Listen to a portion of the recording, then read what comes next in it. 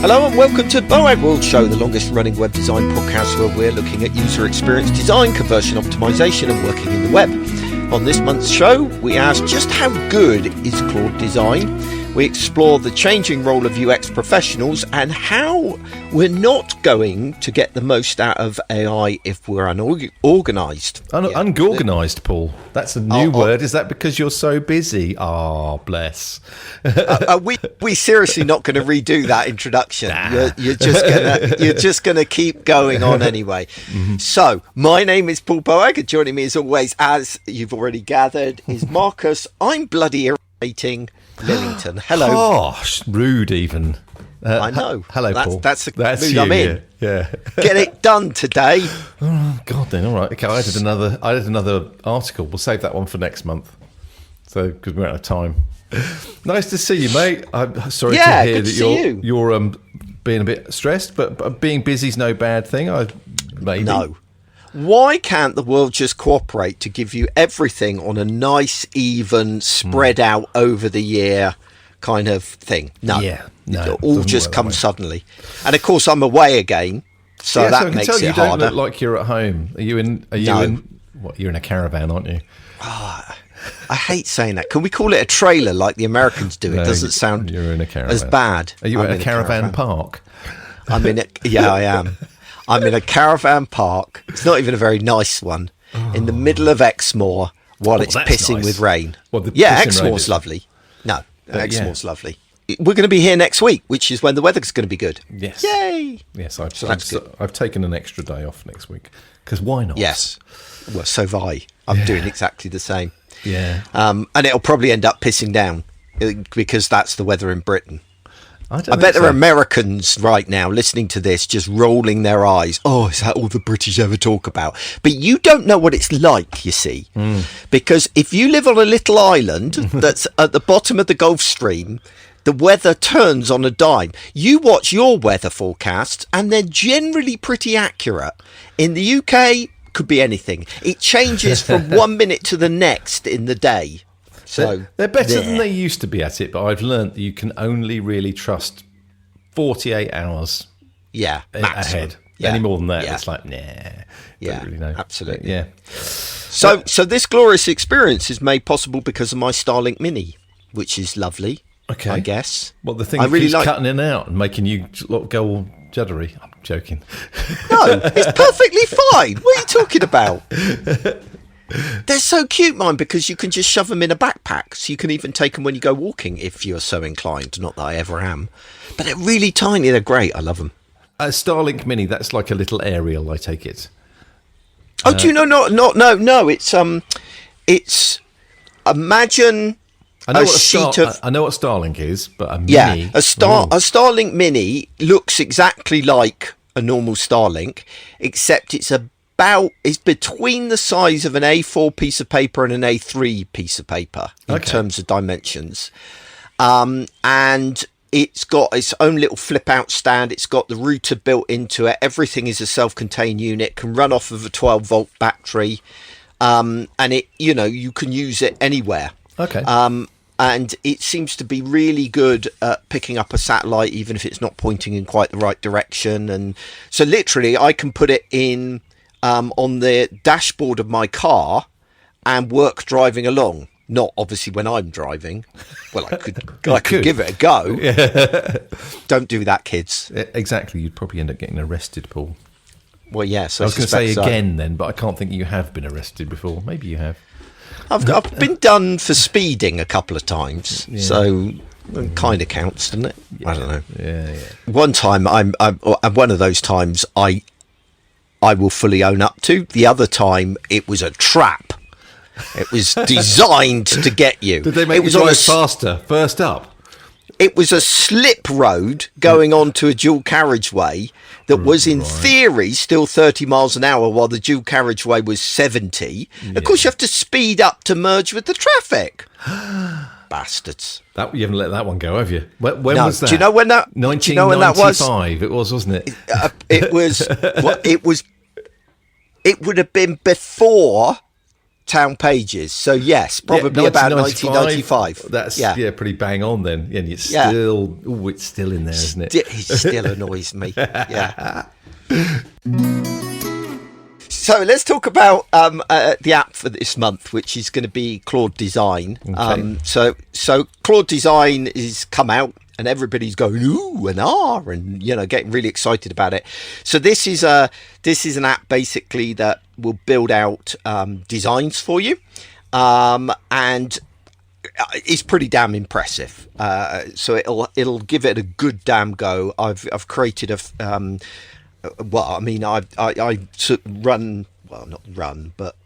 fundraise for a tiny little charity here in the UK called Bethesda Project, and they basically raise money for children's education out in India. And I built them a website 4 or 5 years ago on Squarespace, and it cost me a fortune in like hosting and stuff for a really, really simple site. And I thought, screw it, I'm gonna just build it as an HTML site, and you do it like that. And I used Claude Design to design it, and then Claude Code to build it. And for a small little website, I did it in, I would have thought, probably about 8 hours worth of work. Entire website, all new content, all new everything. Just bloody brilliant for that. Yeah. Sorry, go on. No, I was going to say, I had a look at it. I was very impressed. What would be of interest specifically to you, mine, which I discovered today, is that it doesn't just do web design. It can do presentations too. Oh, yeah. And it can export those into a normal PowerPoint presentation that you can edit offline. And I've been working on that today because I've got... I'm glad you said that, Paul, because I was going to ask you. So can you export it into PowerPoint or whatever? Yes. But I thought I'll save that until we record the podcast. I would have forgotten otherwise. That's a sign of age. So the answer is yes, you absolutely can. And it also produces a lovely PDF, or you can have it online as well. So I've just written... I've been working with the National Trust, and I'm putting together a presentation for them. And normally that would have taken me, I would have thought, probably about 4 days to go from nothing to all the way through to, it's a 53 slide deck. Yeah, you've got to come up with all that content, haven't you? So yeah. But I'd already written a draft report, but it didn't have quite the emphasis. So I'm using Notion to write the content, and then Claude Design to produce it. I was done in 2 hours. I'm not kidding you. It was incredible. And obviously I had to go back through and check it and blah, blah, blah, blah, blah. But the first pass of it was done in 2 hours, and it was bloody incredible for that. So you can use it for presentations. You can use it for small websites. And it ticks a lot of the boxes for me of what I want from a kind of AI web design tool. So it can work with design systems. So you can get it to build out a design system, and then it's capable of working within that. Or you can import one from Figma if you prefer. You can make manual edits, which is a big one for me. You can go in and go, I'll just add a bit more padding there or whatever. And you can manually do that without having to ask the AI and burn through a load of tokens doing it. You can select elements visually and, say that thing there, that I want to be updated. But it's got a couple of things that I don't like so much. One is you can't export out of it back into Figma. You can import from Figma, but you can't export to Figma, which is annoying. The other thing is it doesn't give you an easy way of publishing what you produce for a website. So the other tool I use, which is called figure.design, which I've mentioned before, that allows me to hit a publish button, and then I can send that directly to the client. This one, I just download the project, and then I have to upload it to my own server. Not that big a deal, but a bit fiddlier and a bit more annoying. So, but the big problem with it is one of usage. So if you sit down to do a design project, you will burn through your Claude usage in like 5 minutes flat, or it feels that way. Oh, so you have to go at it every day for 5 minutes. Well, this is almost kind of the thing that they're doing. They go, oh, you've used up your usage. You can wait until Sunday, is what it told me today, or you can just pay with credits, pay as you go. Yeah. It's not surprising. At the moment, AI is a massive land grab, and so everything has been underpriced from now, and we'll see a big jump in the price of all these AI tools. But that said, to go from days worth of work to hours worth of work, it's worth it for me, because especially at the moment when I'm really busy, I can just fill that up with other work that pays me. So, I end up in profit. But, it does get a bit annoying when it says, oh, you've reached your limit. And it's like, you can try again on Sunday. I can't. If I wait till Sunday, I'll have forgotten what I'm doing. And they damn well know it. But anyway. So how much do you think it cost you in Claude Design to build the Bethesda site? Beyond. So I got my £20 a month or whatever it is subscription. I reckon it cost me another 50 quid, maybe. I know, right? Yeah. I mean, if it was the local club website, you wouldn't mind that. No.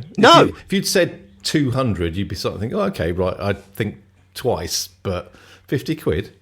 Yeah, exactly. It's a no-brainer, isn't it? Yeah. If you want to see the site that it produced, I'll put a link in the show notes, and of course feel free to donate if you've appreciated the content that's been produced from this podcast, blah blah blah. But what's interesting about going and seeing it is not the cause, although the cause is amazing, but that Claude Design has a very specific style. Right? If you're not heavily guiding it, which I wasn't with that particular one, it has certain tells that you can go, oh, the Claude Design built that. And I've seen reoccurring ones. Like, for example, it's got this weird habit of creating underneath the hero, it creates this bar that has no real use, but it seems to always put it in and put something in there. And it's done it on my site as well. So it's little things like that. Yeah. But you could say, everybody goes, oh, yeah, so that makes it shit. Hell, I can look at designers. I can see a design by Ed, designed by Lee, designed by Andy Clark, or designed by me, and I could tell you whose was what. We've all got our own style. So, I don't think it's that big a deal. No. So let's talk about the main topic for today. This is a bit of a weird one. It's a bit kind of not directly related to, web design, kind of, not really, and well, I guess no. Yeah, maybe it is. Yeah. It kind of is. It's a weird one. It does apply to people who do what I do, for example, but it's much does. wider than that. Yeah. So, I mean, basically, I've seen a lot of people go, oh, AI isn't saving me time. It's actually taking me more time. Sure, I can do more stuff, but it's taking me more time to get the value out of it. And I've been coaching a few people like that. And that was really confusing me, because I'm like going, well, hang on, I produced a slide deck in 2 hours where it took me 4 days before. How can it not be saving you time? But I think what I'm beginning to discover is that a lot of it comes down to how organized or otherwise you already are in your work, right? Yep. And how you structure and approach your work. Because if you're not fundamentally efficient in the way you operate, and particularly if you're not experienced in working with other people in an efficient way, then you're not going to get the most out of AI, right? So the way that I've kind of brought all of that together, that kind of thinking together, is that a lot of our problems with AI and those people that are struggling it are still inherently wanting to be doers, right? They want to be in there playing around with the code or the pushing things around in Figma or writing the words or whatever else. And that really, to get the most from AI, you've got to move from that doer mindset to a director mindset. And it kind of reminded me of the moment in the biopic of Steve Jobs, where there's this clip. I'll probably put it in the show notes. But there's this clip where Steve Wozniak turns around to Steve Jobs and says, "What is it that you do? I know what I do. I write code. I produce hardware. I do everything. And you do nothing. What is it that you do?" And Jobs replied that he conducts. He is the conductor of an orchestra, and that Steve Wozniak is an amazing lead violinist, right? Is best in the world at that. But Steve's role is to bring all of those disparate players together. And I think that is very much the mind shift that we need to make. Now, why do I say that? Well, it's because increasingly those people that are getting the most time savings out of AI are directing a collection of agents that are doing different things, right? So let me give you an example. Going back to that National Trust document I was writing, right? In that, this is a really simple but real example that I've been doing today. So in one window, I had Notion open, right? And I had an AI client in Notion, and I was saying, okay, we're going to work on the outline for this slide deck. Here's all of the relevant information. I want you to kind of plan out, the slides. Go. Right, so it's off there. Then I'm flipping over to Claude Design, and I'm saying, okay, we need to work out what these slides are going to look like. So I want you to go away and look at the National Trust website and, get their branding and their look and feel and create a design system for this slide deck. Right. So they're now both off doing their things. And in meanwhile, I pick up another thing that I've got to do. I think I started another agent running on a different project that I had at the time to write scripts for videos that we needed to be recorded. So I had all of these different agents all going off and doing the things simultaneously. Up until this point, you would always work on one thing at a time, basically. Okay. Now that is a difficult skill to develop. Right, especially the people that are the best placed to do that kind of thing is people that have management skills, right? So people that are used to delegating to other people. But if you're not used to that, suddenly you've got to hold all of these multiple things in your head at the same time, and you're switching between these tasks, and that can feel quite distressing and quite difficult to do. And actually there is something that's come along now which is called AI burnout, and it is actually a real thing where agents are moving fast, doing all of their different things, and you're context switching relentlessly between these different things that are going on, and the different feedback from the AI is kind of piling up. And one AI has said, "Oh, I finished my task," and the other one said, "I've finished my task," and there's this desire, "Oh, well, I need to get them going on the next thing."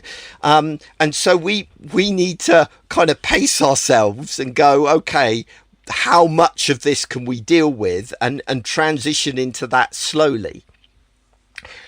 But the kind of worst part goes back to this not being organized things, right? So one of the big parts of all of this that I'm seeing is that if you're not a fundamentally organized and structured person, then you're going to find it much harder to get good value out of AI. And so people are failing because their workflows and their processes are fundamentally disorganized, or they don't have processes at all. So if you come to, say, me, I've become very anal and uptight and process driven, you will find that if you ask me, how do you do X, I'll be able to say, I do this, and this, right? That's my process for doing that thing, whether it be a proposal writing, whether it be a design, whatever. I have processes for everything. Not necessarily always written down, although increasingly I'm doing that these days, writing them down. And so it's very easy for me to explain to an AI what I want it to do. Okay. Now, I'm nothing special because of that. The reason that I'm like that is because I didn't used to be like that, and I suffered from huge anxiety and trying to hold all these things in my head and work out what I was going to do next, and it overwhelmed me. So my coping mechanism was to structure everything, right?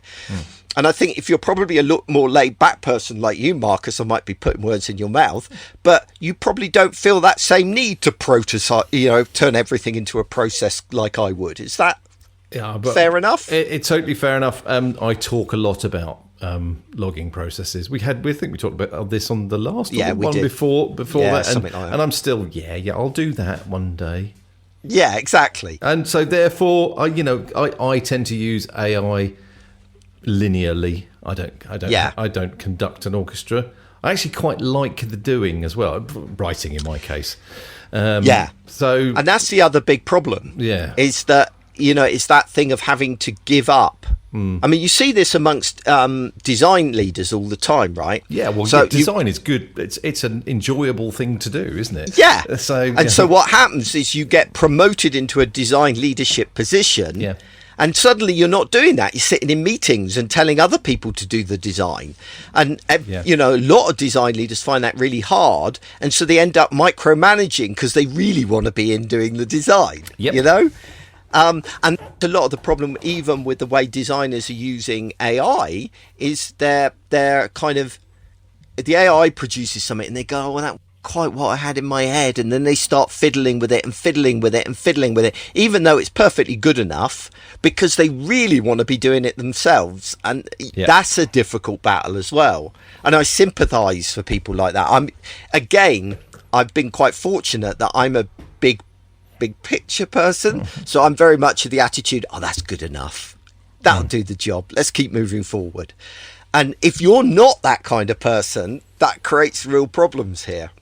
I haven't got really any answers to all of this. It's more, I think it helps to understand what's going on here.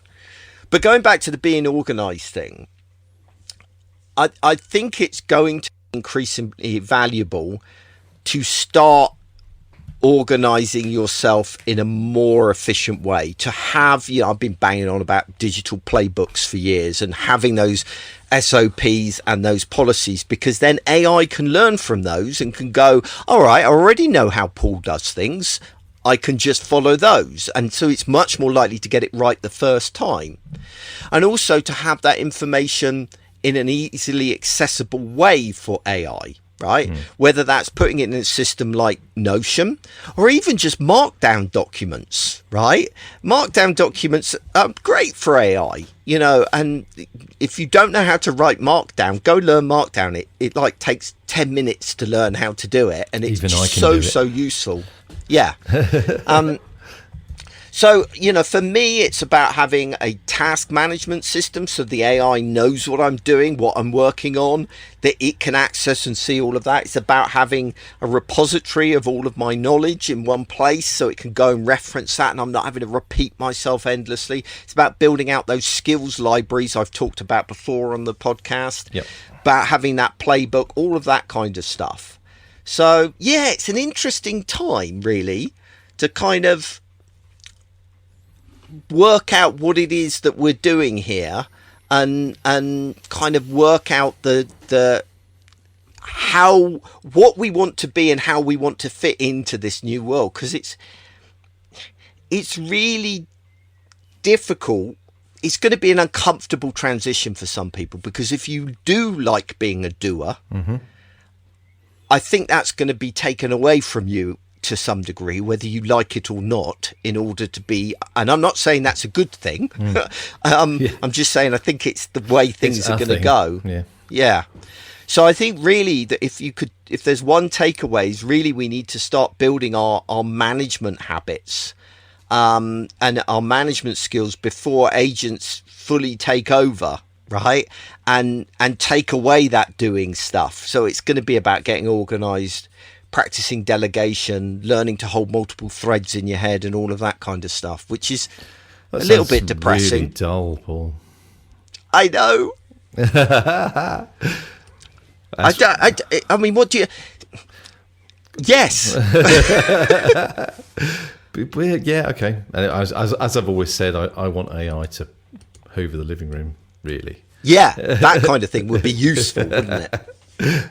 But machines have been taking over what humans do for the last 200 years, 250 years probably. It's just a furtherance of that. We become more... We are users of those machines, and we understand less of how they work. Cars is a great example. I get in my car, I've got no idea how to fix it because no one expects me to. Whereas 100 years ago, I would have had to have fixed it on the side of the road.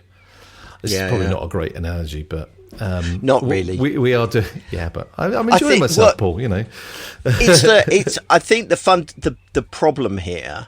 Let's use your shit analogy and keep going with it.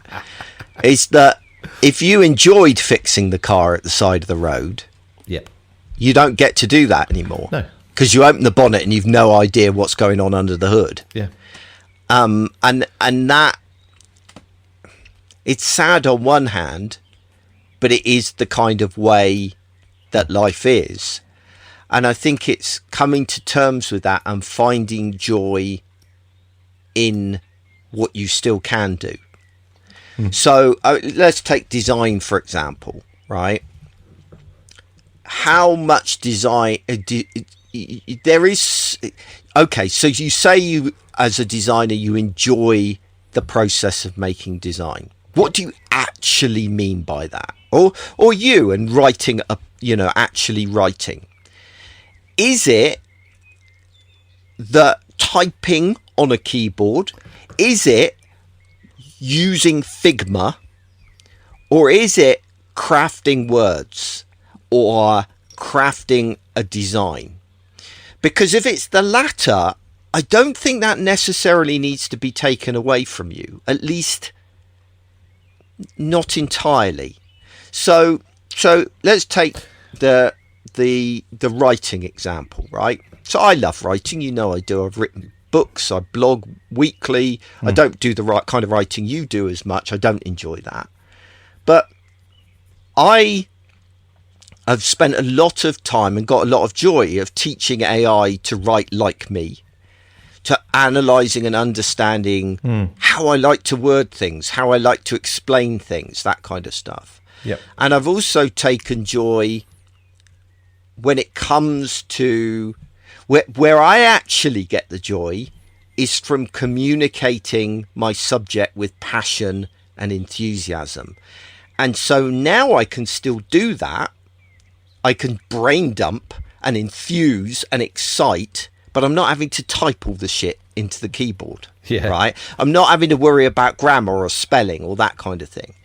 And I think with design as well, the same applies, that I've actually, for me, and everybody's different, but for me, I've almost rediscovered my design roots a little bit.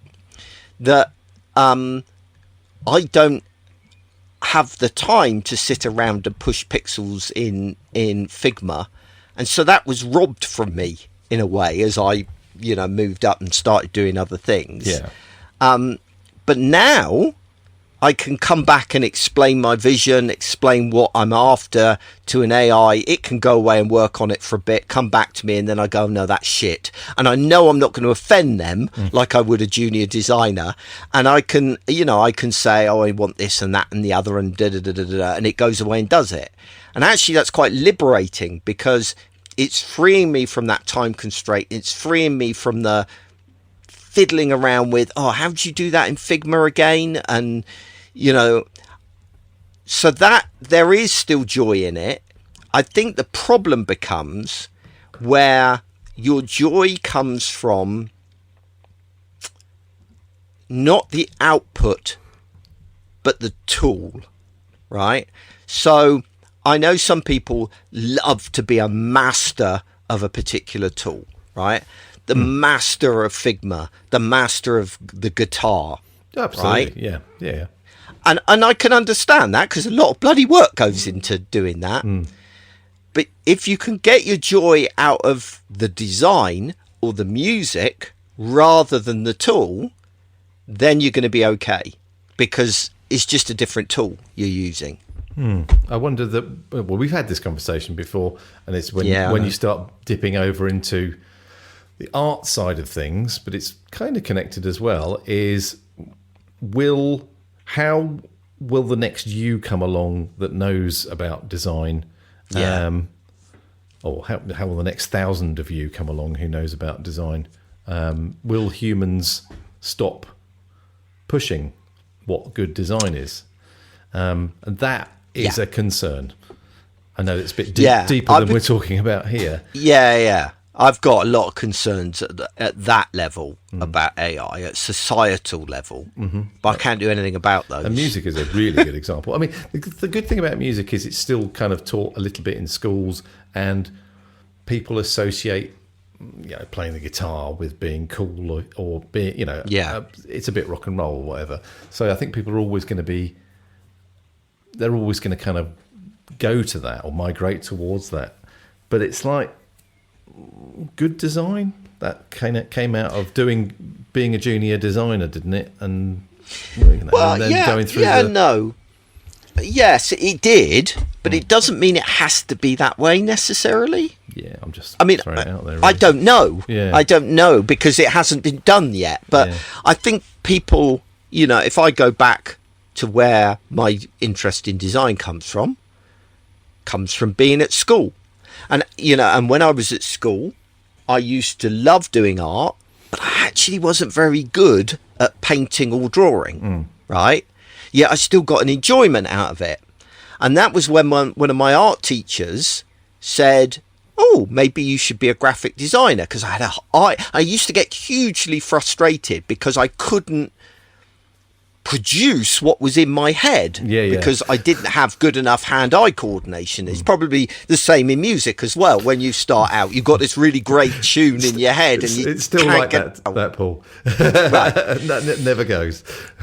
So really, you could argue that these AI tools are potentially making it easier to express those artistic tendencies and those desires in us, just the same way as, creating a design back in the day would involve having draftsmanship skills and being able to deal with, print mechanisms and all of these kind of complexities that have gone now, and the barrier to entry is much lower. So maybe, and I don't know, but maybe AI is just another step in that actually will see an explosion of the creativity, because people that struggle with the tools again are able to express themselves in a way that they weren't previously able to do. But I'm ridiculously optimistic, and I know I probably need to be more cynical over this stuff, because unless there are people shouting warning bells, you go down dystopian paths. But I'm a positive person. Yeah, I mean, I won't go down this route, but from a musical perspective, taking away the craft can't be a good thing. I mean, maybe it could, but I can't see how that's good. Maybe not. If you like. What do you mean by the craft? The actual ability to play an instrument, for example. Is that I mean, you can go in and, using AI music tools, create music, and it feels wrong. Yeah, I know, but this is the weird thing, right? There was a great story doing the rounds recently about somebody who posted an AI generated picture of Monet. Right, Monet, a painting in the style of Monet, and said, "Can you guys help me to understand why this is not as good as a real Monet?" Right, and people wrote entire essays talking about the flow and the this and that, and and trying to pin down what it was that was wrong about it. But it was a real Monet picture. So a lot of it is in. It's a very hard thing to quantify, and I wonder whether it's a degree of just a natural resistance in ourselves to change, and how much of it is real. And that's where I struggle. I think it comes from. I was going to talk about the fact that AI being creative can only come from what it's learnt from human inputs over the last however long. Although I was kind of stopping there because I don't know if that's actually true. It's something that's bandied around a lot. I would say it's more true if the AI is working in isolation by itself. But I think, and to some degree, it's true of humans as well, right? We're building on the shoulders of giants and all the rest of it. But we can make creative leaps that I don't think AI can do at the moment. Yeah. But if you put an AI and a human together, now it begins to get interesting, because the human is able to express desires and ideas, and the AI can help you realize those. And that, to me, setting aside all of the other bad things about AI, of which there are many, but that is a good thing in my mind. That let's take music, right? I have no sense of rhythm whatsoever. I've got appalling hand-eye coordination, right? Which means I'm never going to be able to make music, but I could with AI, right? And I've got no desire to now, because it's been ripped out of me, right, over my life of constantly failing because of the tools, right, and because of my own physical limitations. But the young me, if I could sit down and describe what I had in my mind and play around with different ideas and remix them, not just press a button and get something churned out, but interact and get a sense of satisfaction of going, no, that isn't what I wanted this. And isn't that a good thing? Yeah, I mean, you can do that as kind of a DJ, and you could have done that, Yeah, that wasn't so much of a thing 40 years ago, maybe. Yeah, so, I guess so. Yes, you can do it with it. Well, is a DJ then a musician? Yeah. An artist. Yeah, all right, cool. Yeah, you can work, and that's what I see this as being, right? I mean, the other example is photography, and we've talked about this one before, haven't we? That my dad started doing photography just as single lens reflex cameras came along, where and he took pictures of diving birds where you had to press the button at the right bloody moment. Right? There was effort and skill and blood and sweat and tears went into that. These days you can hold the shutter down and it takes a series of photographs, and you pick the best one and then manipulate the shit out of it in Photoshop, right? And for that generation, that current generation, that's photography, right? Well, my dad's generation is going, well, that isn't proper photography, you're cheating, right? Well, the current generation are looking at people that manipulate it with AI and go, that isn't proper photography, they're cheating. So it all depends on the baseline you were introduced with. Yeah. Well, yeah, yes, that is an element. I think there is something about the fact that AI has based its decision making off other people's hard work. Yeah. There's an issue there that makes me feel a bit squirmy. And that's the problem. I think that, and rightly so, a lot of people are unhappy with AI for lots of other reasons. I said that AI has had a lot of problems. That is one of them, just a blatant disregard of anybody's intellectual property, let alone the environmental considerations. And there are loads of issues with AI. And I'm not trying to defend any of those. I'm just saying that, it's already ripped off everybody's work, right? Do we collectively refuse to use it because of that? I don't know. Can we? Is that actually a feasible thing to happen? Can you put the genie back in the bottle? I don't think we wouldn't collectively decide to do that unless literally the forest started burning. Yeah. And even then, probably not. Yeah. Which is a scary thought. We've never gone back on the technology that we've introduced, I think. I suppose nuclear weapons would be the closest, wasn't it? Where we used them a few times and then went, shit. They exist, but in theory are not being used. But anyway, we're getting very... But it's interesting, isn't it? Yeah, exactly. But yeah,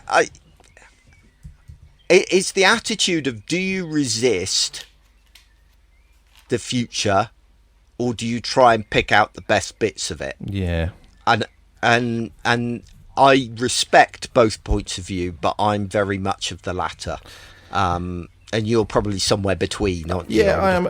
I think my concern here is that this feels a bit different, and I can't quite put. It's because of this is based on all of human knowledge. It feels like you suddenly have this access to that. It just... What, a bit like the internet then? Yeah, but you could basically get something to review, I'm exaggerating, but all of human knowledge very quickly. And for a human to have done that using Google, you'd just give up. It's never going to happen. So... It just feels different. Don't know. It feels like more concern should be paid here, but maybe I'm just being a Luddite. I don't know. No. I think even, you could make the argument you've just made about when the internet came along, when the Industrial Revolution came along, etc. But that doesn't mean that you don't want people questioning it and challenging it. You absolutely do to curb the worst impulses of these things. But on which subject I do want to move on, because obviously you have to balance my relative enthusiasm with a negative, interesting read of the month that bashes AI. So you go for it, Marcus. You tell us. I've got a couple here, but because we're rushing through today, I'll save the second one for another day. This we mentioned last month. I think you mentioned it earlier about what did you call it? The AI burnout. That's what it was. Yeah, that's what I was saying today. Yes, I've just said exactly. That. It shows how much attention you give me. I just couldn't remember the words because, again, age, Paul. What was it he said? What you need is an AI to remind you of what's just been said. In my ear. I need some of those meta glasses, don't I? Yeah. Anyway, so I found the article. It's called "Life with AI Causing Human Brain Fry." So, brain fry. That sounds quite, like an old sci-fi film, doesn't it? Anyway, the Boston... It sounds like a clickbaity headline, of course but it is. There's probably good stuff under it, yeah. So, mental, basically, this was the article that I was referring to at the time. The Boston Consulting Group has coined the term AI brain fry, which is, they say, is mental exhaustion caused by heavy use or supervision of AI tools that pushes people past their cognitive limits. So we've just had Paul Boag telling people that you should be supervising your AI tools, but not so sure. But I did it. I acknowledged this. I acknowledged it. And I've suffered from this. I agree with this 100%. I'm just saying we're going to need to learn to adapt because I think it's inevitable. I don't think it's good. Yeah, all right, let me carry on. So it continues. Heavy AI users report feeling overwhelmed by tasks like reviewing endless AI-generated code, managing multiple AI assistants, and drafting lengthy prompts. Drafting lengthy prompts? Yeah, I guess if you have to keep doing it again, changing it because it's not right. The problem is hitting software developers hardest since AI agents have rapidly become proficient at writing code, but that code still needs careful human review for security flaws and overall coherence with the code base. This article actually came from one of Headscape's developers, who was basically saying, look, this is why AI is bad. And they're right. I entirely agree with this. Everything you've said so far, it is a real problem. But they go on to say they recommend that company leaders set clear limits on how much employees use and oversee AI to prevent burnout. Mm-hmm. And that was their conclusion, really. What that means, though, I'm not sure, because company leaders quite often don't think. Obviously, don't think. Just don't think. Stop. Yeah. No, but they are more interested in output and to be fair, and things like that. So how are they supposed to know that this is a problem unless we tell them? Yeah. Right. It's easy in my situation because I am both the employee and the boss. So, when I begin to struggle with AI and I begin to get overwhelmed, you go down the pub. I go down the pub, Yeah. But if you're an employee, you don't get to do that in the same kind of way. And so I think we need to get better at highlighting articles like this and sharing it with management and explaining what the problem is.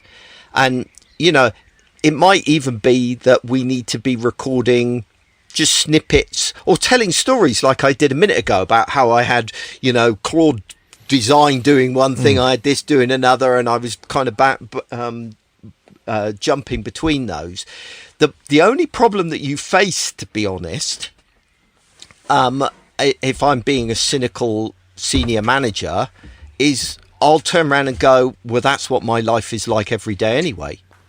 Because as a senior manager, it is constant going from one meeting and one discussion into another, That's what I do. I always have done. Yeah. And even though I'm not particularly organised, I am quite good at keeping things in my head. But not everybody is, I guess. No. We don't have any answers, do we, Paul? No, none whatsoever. None. So you've just brought a big grey cloud onto proceedings with no positivity associated with it whatsoever. I think we had some grey clouds before we went to that bit. Yeah, that's true. But it's you and your curmudgeonly Luddite ways. That's what it is. Yeah, I just want to go and grow tomatoes, Paul. I've had enough. Yeah, well, I think that's probably going to be the best way to make money in the future. Be a plumber or an electrician or something like that. If I was 25 and thinking, this music business lark's quite tricky, I'm going to go and do something else, I would train as a plumber or an electrician. Yeah. No question.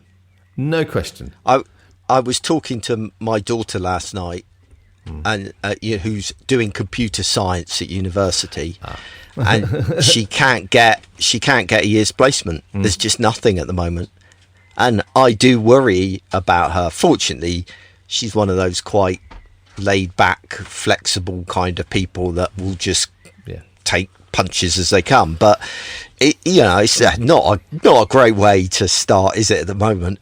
No, but I mean, but there are. If you do have, if you're an engineer of any sort, which might be a domestic plumber, but it could be somebody building, pipelines across the Atlantic. You're going to have endless work. But if you're until the robots get. To it. So we're maybe another 10, 15 years away from that, I would have thought, maybe. Yeah. Don't know, pulling that out of my arse. Robots doing plumbing, maybe. Not sure on that one. That would be really hard. That's kind of, yeah. But yes, do something with your hands, so on basically. Hands, that's what you need. Yeah, so basically we're all stuffed. And thank you for listening to today's podcast. But there is one shining light of happiness, Paul, before we go. Oh, your joke. Yeah. I forgot your joke. Yeah. After that, it's like, it basically, we've just walked out of a funeral and now you're going to tell a joke. That's effectively what is happening at the wake. Here. And you're going to crack a joke. Yes, go for it. They always go down so well. Right. Well, this joke, not only that, this joke needs an intro because I think it's UK focused, I think, and of people of a certain age, but it made me giggle, so I'm going to say it. That's fine. I'm from the UK. I'm of a certain age. I'm all in. Right. Here we go. I guessed orange, but it was chocolate. I guessed toffee, but it was peanut. I guessed strawberry, but it was coffee. I was wrong on so many revels. Oh, that really is quite a niche joke. I was wondering where it was going. Anyone at our age, Paul, knows what a revel is. Yeah, and didn't they get renamed something? Oh, I don't know. I think they're still around. Kath, are revels still around? Yes. Oh, they are still around. So there you go. So it's still relevant, even though nobody eats them anymore. Relevant, yes. Yes. Oh, that's terrible. Right. There we go. That's that one done. Another podcast out of the way. Hope people appreciate it. All the misery. Hard. This isn't even us. It's AI, Marcus, and AI. Yeah, we replaced ourselves. See, I can never imagine two AIs being able to just talk utter shit as well as us. I can't imagine it. No, they'd be rubbish. Have you ever heard any of the AI podcasts that are created by like Google's notebooks? They're so slick and so together. No AI could be as incompetent as us. No. So that's what our niche is, basically. Just, incompetence. That's kind of true. I can work with that. Really, it's the rough edges that make us human. Yeah. Oh, that's profound. Let's leave on that then. All right, and on that profound revelation from Marcus, goodbye. Goodbye.